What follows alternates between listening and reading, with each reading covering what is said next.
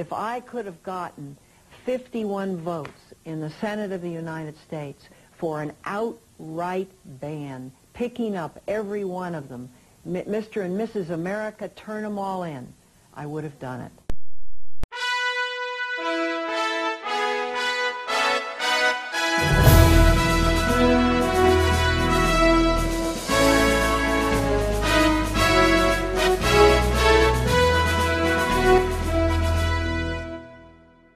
At the Second Amendment rally in Lansing, Michigan, defending our rights to keep and bear arms, and of course Campaign for Liberty. One of the issues that we support strongly is our right to keep and bear arms, and to support all of our rights actually. So we're here today with all of the other advocates and activists for the issue, and we're going to be lobbying over at the State House, talking to our reps and making sure that they work to protect our rights. And then we're going to come back and hear from some various speakers, including our own state coordinator, Tony DeMott. So we're here, we're meeting with the folks, and we're networking and having a good time defending our freedom. Hey, I'm Charlie Cooten down on the bayou in Louisiana. Welcome to Lansing, Michigan. It's about 30 degrees and snow. Not like what we're used to. But you know what? For our rights, I come out any day. I can hunt in this kind of weather. I can stand up for our rights. You need to start standing up. Where are you? Are you not with us? God bless America. Go Rob Paul. It's kind of like a tactical plan to preserve liberty. There's no mistake the way it was written. If you exercise your rights, like your freedom of religion, chances are you're going to live, act, and vote according to a true moral compass. That should keep any sort of tyranny from arising. When people say, what do you need an AR for? I always say, just in case. In case they try to take our freedom away. Michigan needs to get rid of pistol-free zones. They're free fire zones for criminals. They make us less safe. I served in the Army 26 years, defending the Constitution of this country, but now our government is looking for reasons to disarm American citizens due to criminal activity. Instead of looking at the criminal activity and legislating against it, enforcing laws on the books, they want to disarm law-abiding public gun owners. How many vets we got out here? Yeah. Outstanding. Have you heard about the mental health list that vets coming back home from a war zone from defending our country are being put on these lists and not allowed to purchase firearms? I had one in my store just a month ago. Exactly. That's still legal. That's what I want to talk to you about. In my opinion, this is potentially the greatest threat to gun rights that I've seen in my lifetime, are these mental health lists. Your right to privacy. Exactly. What the gun grabbers want to do is they want to remove your right to privacy with your doctor. That's right. I have, in the past month, I've had 2 friends give me stories about going into a hospital or into their doctor, and suddenly they're being questioned about owning guns, and do they own guns, and what type of guns do they own. And one of my friends, who's a good old rabble-rouser, said, I'm not telling you, and why do you want to know? And they said, well, the Department of Homeland Security has us send them this information.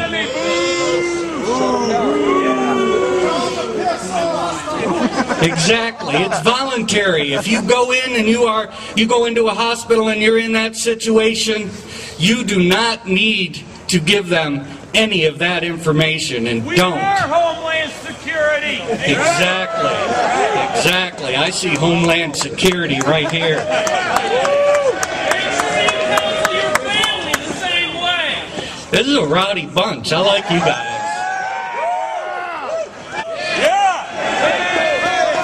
And without the Second Amendment, trust me, those other rights will fall quick. The Second Amendment protects those civil rights.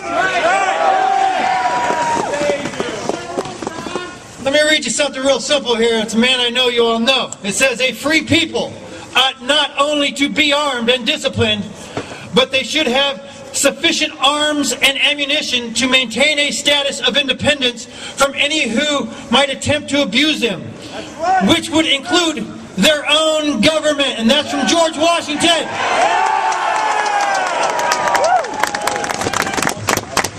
Hello, fellow gun enthusiasts. How you doing?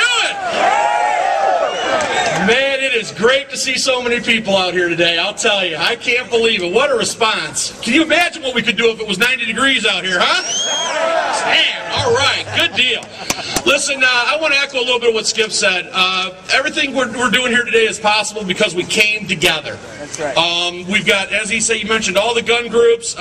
We've decided that we've got a bigger calling, and all of us have a bigger calling. We've got to make sure that we get out there and we get heard. Now, I want you to understand that it isn't a small effort to put all this on, and I really want to thank the people at Second Amendment March, Skip, for helping to organize all this. This was a big deal. Thank you very much, Skip. As he alleviated to, we don't care what you shoot. I don't care if you shoot skeet, combat competitions, bullseye, muzzle loader. I don't care. Bow and arrow. Doesn't matter to me, okay?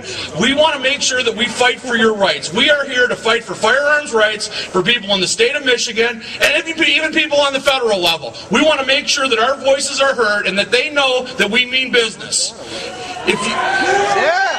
If you remember correctly, they tried a little thing called an assault weapons ban back in '94, and if I recall correctly, in '96 it didn't go too well with them, did it? No. Well, we're looking to do that again. We want to make sure that they hear us in Washington. We want to make sure that they hear us upstairs here, and that they know that we are coming for them if they try to take away our rights.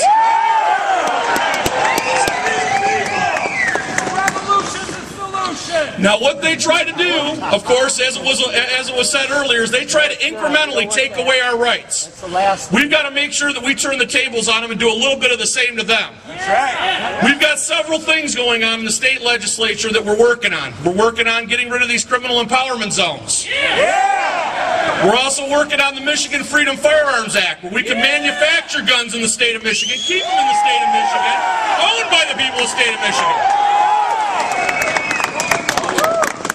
But we've got to hit it on all sides, folks. You got to understand, there's 80% of the public out there that are non-shooting.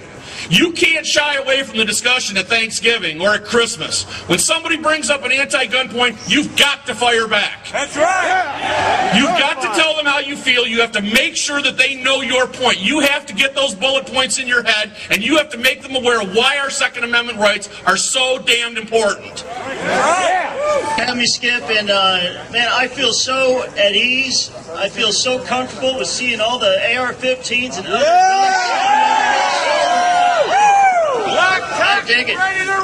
Hey, when I was flying up here from Miami yesterday, they had a movie on. They usually don't do that because of all the cuts that have been going on since the socialist in chief has been in the White House. But they have a movie on, and I'm sitting there watching this movie, and it was weird because the only people in this movie who had guns were the police and the military. And it didn't really turn out that well for the citizens of that country, and I can't remember the name of the movie. I think it was, Schindler's List. We all know what this is about, and this is about what? Our personal freedom. So now is your time. Let's hear it. Freedom!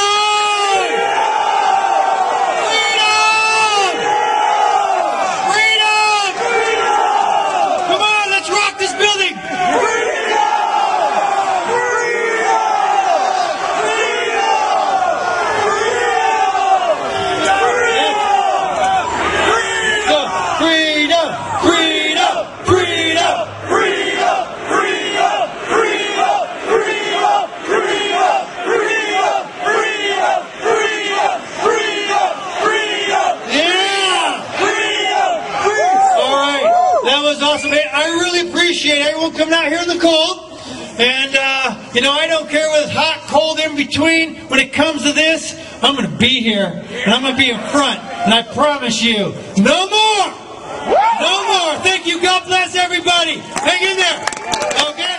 Hang in there. If I could have gotten 51 votes in the Senate of the United States for an outright ban picking up every one of them. Mr. and Mrs. America, turn them all in. I would have done it.